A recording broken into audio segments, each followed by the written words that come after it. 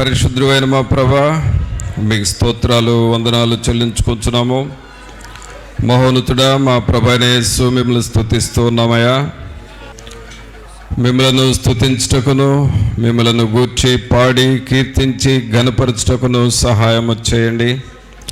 మీ కృపలో మమ్మలను బలపరచమని ప్రార్థన చేస్తూ ఉన్నాము.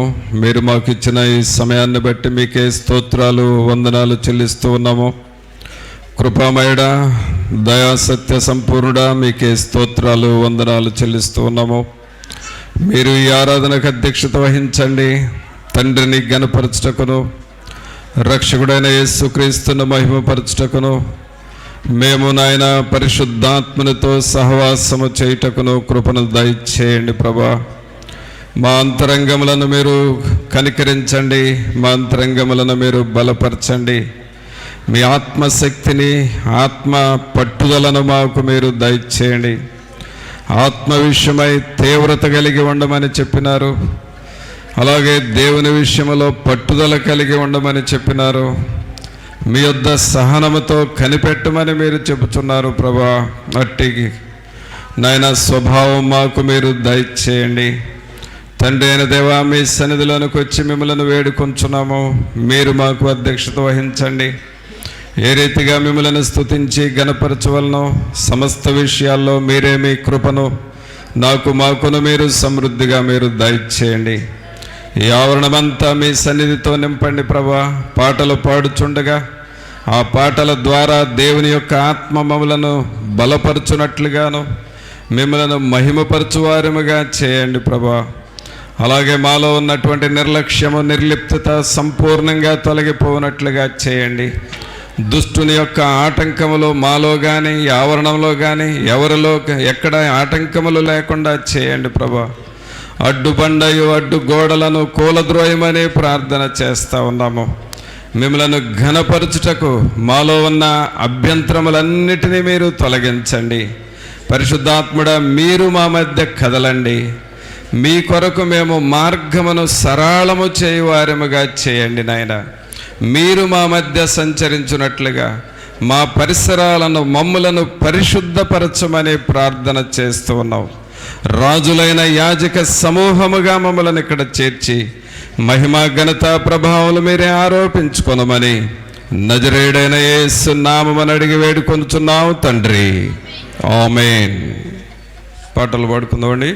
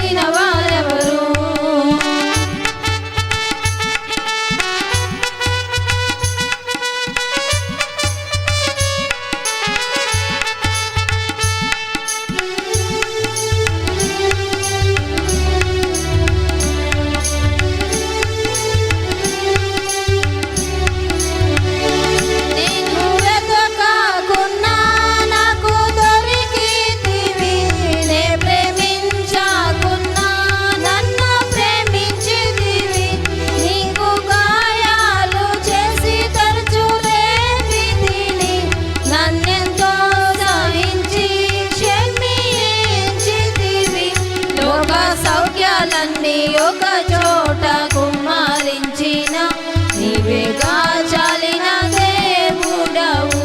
లోక సౌఖ్యాలన్నీ ఒక చోట కుమ్మరించిన నీవేగా చాలిన దేవుడవు. నీతో సమమెవరు, నీలా ప్రేమించేదెవరు, నీలా క్షమించేదెవరు యేసయ్యా. నీలా పాపికై ప్రాణం పెట్టిన వారెవరు, నీలా పాపికై ప్రాణం పెట్టిన వారెవరు.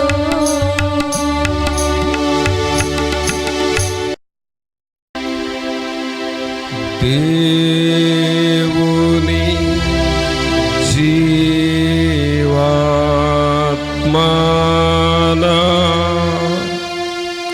మీదికి రమ్ము. దేవుని జీవాత్మనా మీదికి రమ్ము. వీరాచు వంచు మాలాచు నింపు దేవుని జీవాత్మనా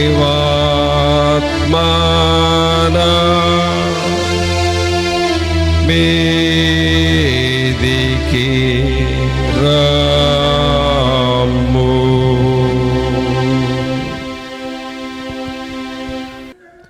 మమ్మల్ని ప్రేమించి మీరు మాకు చేయుచున్న ప్రతి మేలు సహాయమును బట్టి మీకు వందనాలు చెల్లిస్తూ ఉన్నాం ప్రభా. జీవాధిపతి మీకు వందనాలు, గనుడువైన మా ప్రభా మీకు స్తోత్రాలు వందనాలు చెల్లిస్తూ ఉన్నామయ్యా. ఎల్లప్పుడూ మీ నామమును కీర్తించి గణపరచుటకు సహాయం చేయండి. మీ ఆత్మశక్తిని, మీ సన్నిధిని మాతో ఉంచండి ప్రభా. రక్షకుడా మీకు వందనాలు, మహోన్నతుడా మిమ్మల్ని స్తుతిస్తూ ఉన్నాం ప్రభా. ప్రభా మీ సన్నిధిలో చేరిన మాతో మీరు మాట్లాడండి. మీ వాక్యము ద్వారా మమ్మల్ని హెచ్చరించి బలపరచండి.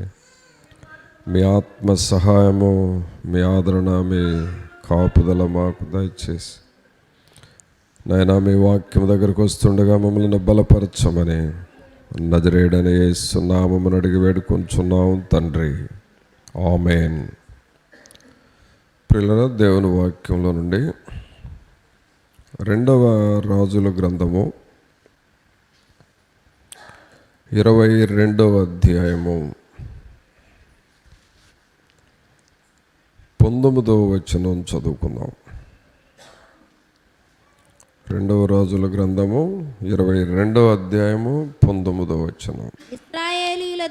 ఇశ్రాయేలీల దేవుడైన యెహోవా సెలవిచ్చునదేమనగా, ఈ స్థలము పాడగుననియు దాని కాపురస్తులు దూషణాస్పదులగుదురనియు నేను చెప్పిన మాటలను నీవు ఆలకించి మెత్తని మనస్సు కలిగి యెహోవా సన్నిధిని దీనత్వము ధరించి నీ బట్టలు చింపుకొని నా సన్నిధిని కన్నీళ్లు రాల్చితివి గనుక నీవు చేయు మనవిని నేను అంగీకరించి ఉన్నాను.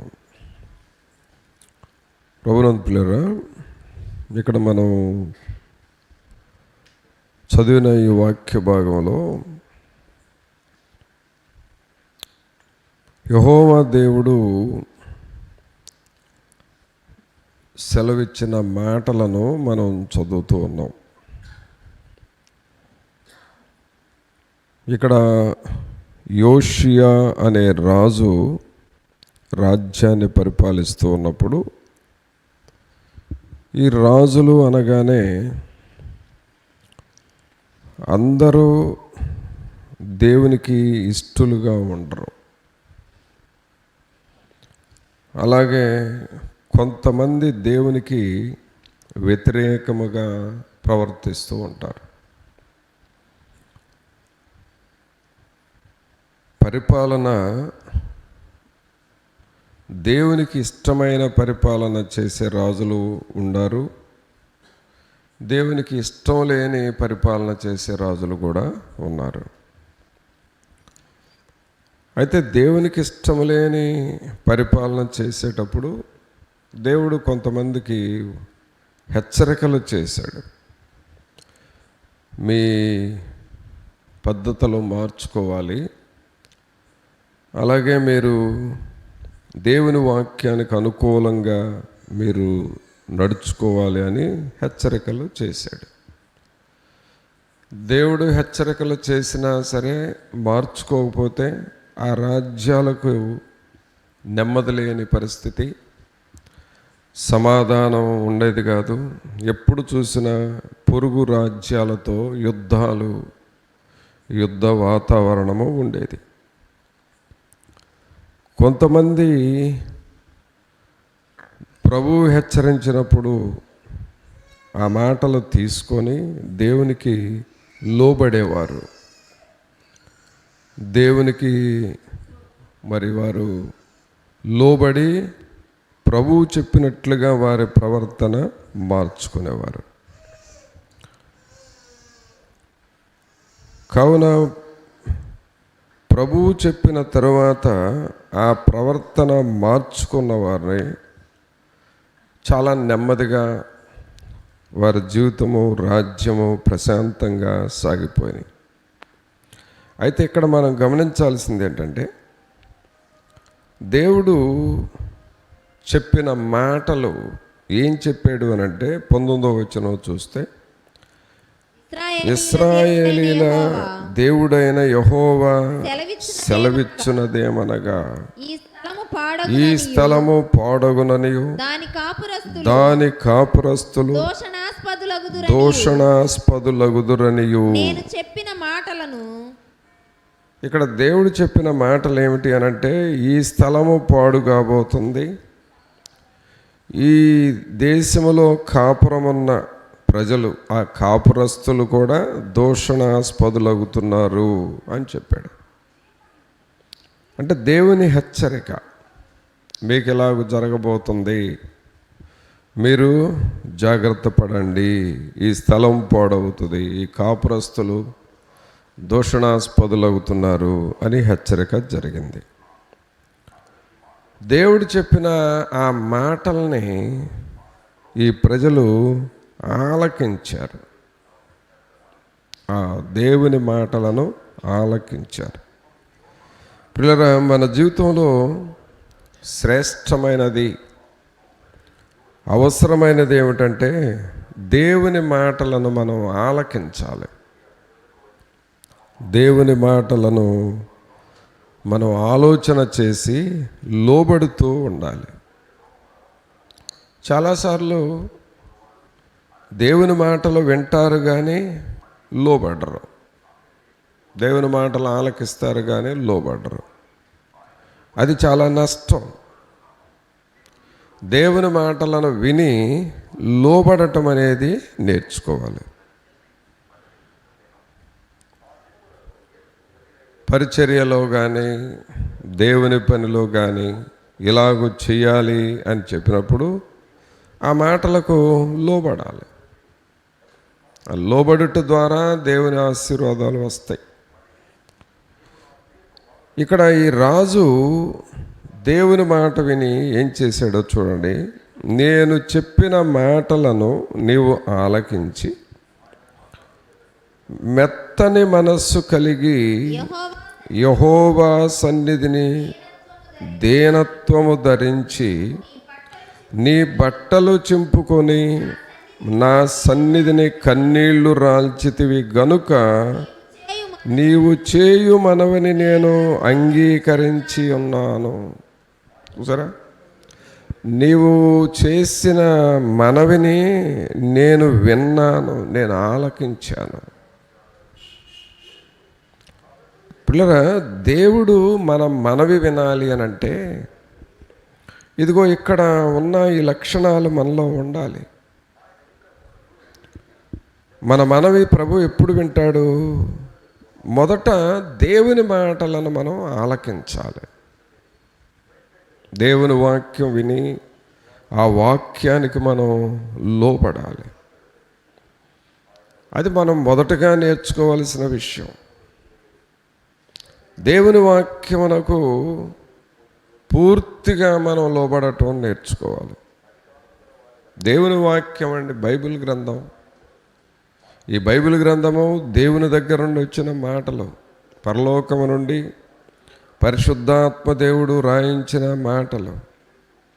అయితే ఈ మాటలను ఈ రాజు ఆలకించినట్లుగా మనం కూడా దేవుని మాటల్ని వినాలి.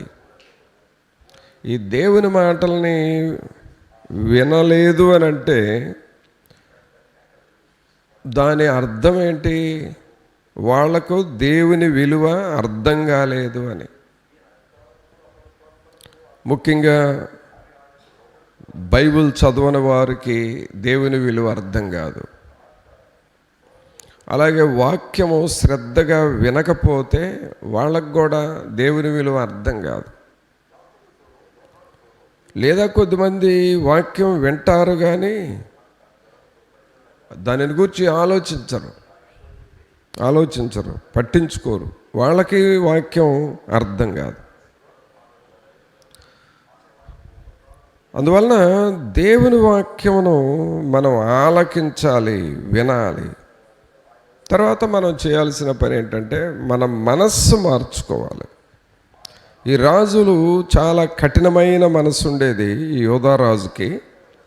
ఇప్పుడు ఆ కఠినమైన మనస్సు, ఆ గరుకుతనము, అలాగే ఆ కఠినత్వము పోయి మెత్తని మనస్సు వచ్చింది. అంటే మనస్సు పూర్తిగా దేవునికి లోబడ్డాడు. ఒక వ్యక్తిలోనికి దేవుని వాక్యము లోపలికి వెళ్ళింది, వాక్యము ఆ వ్యక్తిలో పనిచేస్తుంది అనే దానికి గుర్తు ఏమిటంటే అంతకుముందు ఉన్న స్వభావము మారిపోతుంది.